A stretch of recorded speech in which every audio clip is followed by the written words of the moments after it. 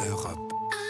Europe 1. Vincent Hervouette, Le feu et la colère, le livre au vitriol qui prétend que Donald Trump est incompétent, et plus que ça même, et que tout son entourage le sait. Le président et ses conseillers ont passé le week-end à démentir. Le livre a déjà fait un mort, Steve Bannon. Oui, quand on est conseiller du prince, il vaut mieux passer pour un imbécile que pour un bavard. Et dans le livre, Steve Bannon s'en prend au fils Trump, et Trump le père a réagi comme un homme trahi. Alors évidemment, un politicien qui dénonce la trahison, c'est un peu incongru comme une prostituée qui dénoncerait l'adultère. Mais Donald Trump n'est pas un professionnel. Il a donc dénigré son ancien conseiller, il est bidon, nié son influence passée, il n'a joué aucun rôle, et il fait le vide autour de lui en le privant notamment de ses principaux bailleurs de fonds.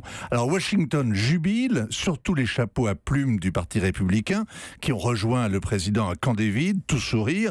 Il déteste Bannon, c'est l'ennemi, le grand imprécateur qui défend la cause du peuple contre la classe politique aveugle devant les dangers de l'immigration, contre les banques irresponsables, contre les progressistes qui font le lit des islamistes. Et c'est un peu une curiosité parce que ce gros rebelle a été officier dans les marines. Il est passé ensuite par Harvard.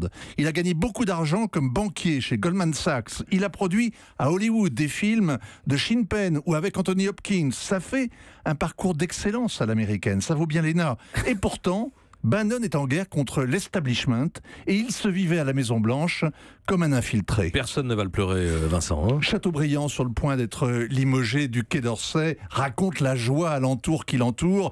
C'était quelqu'un qui tombait, ça fait toujours plaisir.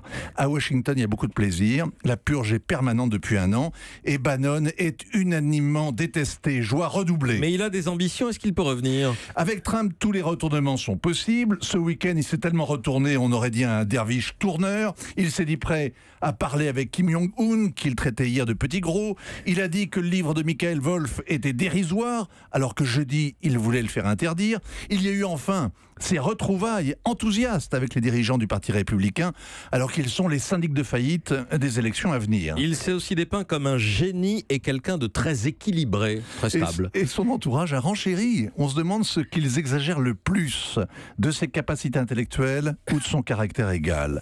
Mais ce que raconte le livre, comme le spectacle du week-end, c'est un président qui campe dans l'immédiateté, celle du tweet, du plan de com, du marketing électoral, avec un seul conseiller stratégique, son humeur changeante. Son humeur à lui, effectivement, Vincent Hervouette. Hélène ? Est-ce que Bannon a vraiment trahi Trump quand même avec ce livre? Alors ils sont des fans mordicus là depuis 3 jours. Il s'est excusé, fait d'ailleurs. des excuses alambiquées, il n'a pas vraiment dit ça, etc.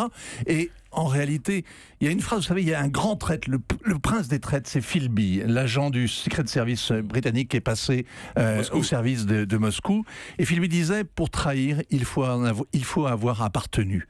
Et en fait, on se demande si Bannon a vraiment appartenu à Trump, hein, ou s'il a toujours été un irrégulier. Europe 1.